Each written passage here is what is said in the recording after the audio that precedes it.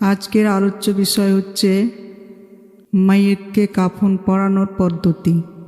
প্রথমে কাফনের বিবরণ। পুরুষদের 3টি কাপড় এবং মহিলাদের 5টি কাপড় দ্বারা কাফন দেয়া সুন্নত। বিস্তারিত নিয়ম। প্রথমে ইজার, যা মাথা থেকে পা পর্যন্ত।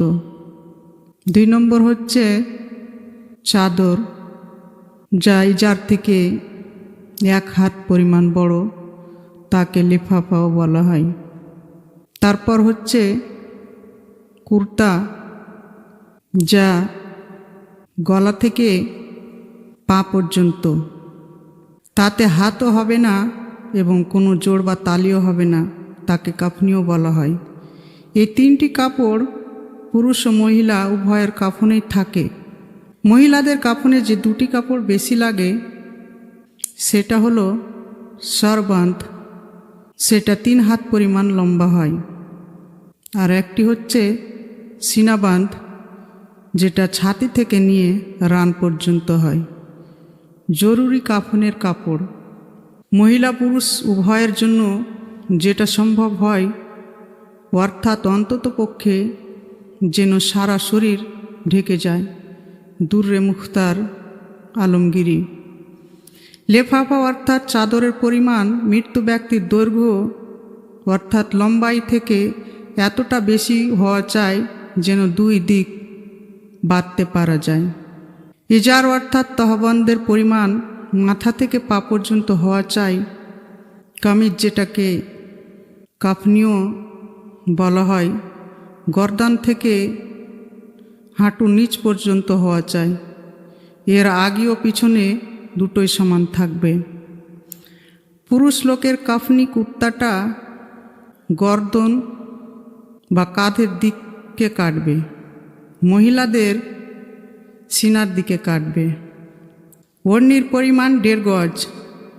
সিনাবান্ধ বুকের উপর থেকে কোমরের নিচ পর্যন্ত হওয়া চাই। ফতোয়ায়ে আলমগীরি। কাফন পরিধান করানোর পদ্ধতি। মৃত্যুকে গোসল দেওয়ার পর সারা শরীর পাক কাপড় দ্বারা সহজভাবে মুছে দেবে, কেননা যেন কাফন ভিজে না যায়। কাফনের কাপড়কে 1 বার অথবা 3 বার অথবা 5 বার আগরবাতির ধুনি দিয়ে বিছাবে। পুরুষ হলে প্রথমে বড় চাদর, তারপর তহবন্দ, তারপর কাফনি বা কুর্তা বিছাবে। তার উপর মাইয়েতকে শুয়ে দিয়ে কামিজটা পরাবে।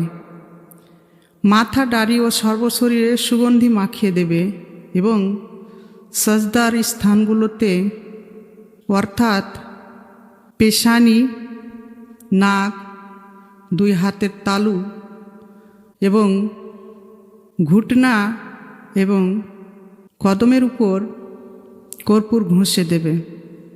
তারপর তহবন্দ বাম দিক থেকে মুড়ে দেবে, তারপর ডান দিক থেকে।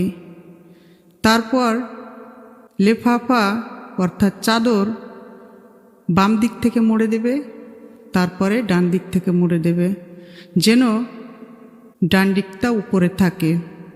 তারপর কাফনটা পায়ের দিক এবং মাথার দিকটা বেঁধে দেবে, যেন উড়ে যাওয়ার ভয় না থাকে। যদি মহিলা হয় তাহলে প্রথমে সিনাবান্ধ বিছাবে, তারপর বড় চাদর, তার উপর তহবন্দ, তার উপর কাফনি পরিয়ে দিয়ে মৃতার চুলের 2 ভাগ করে সিনার উপর এনে রেখে দেবে। ওড়নি অর্ধেক পৃষ্ঠের নিচ থেকে বিছিয়ে দিয়ে মাথার উপর নিয়ে এসে মুখমণ্ডলের উপর নেকাবের মতো রেখে দেবে। ওর দৈর্ঘ্যই অর্ধপৃষ্ঠ থেকে সিনা পর্যন্ত, আর প্রস্থ হবে 1 কানের লুতি থেকে অপর কানের লুতি পর্যন্ত। তারপর ওই তহবনটা বাম দিক থেকে মুড়ে দেবে, তারপর ডান দিক থেকে মুড়ে দেবে। তারপর বড় চাদর বাম দিক থেকে মুড়ে দেবে, তারপরে ডান দিকটা মুড়ে দেবে। তারপর সিনাবাঁধ বুকের উপর থেকে রান পর্যন্ত নিয়ে এসে বেঁধে দেবে। এটাই কাফন পরানোর সুন্দর একটি তরিকা। সম্ভব হলে পেশানির উপর বিসমিল্লাহ শরীফ এবং বুকের উপর কালেমায়ে তৈয়বা লা ইলাহা ইল্লাল্লাহ মুহাম্মাদুর রাসূলুল্লাহ লিখে দেবে। তবে কালি কলম বা রং দ্বারা নয়, শাহাদাতের আঙ্গুল দ্বারা লিখবে। কিন্তু সেটা মাইয়েতকে গোসল দেওয়ার পর এবং কাফন পরানোর পূর্বে লিখবে। এটি হলো একটি সুন্দরভাবে কাফন পরানোর নিয়ম।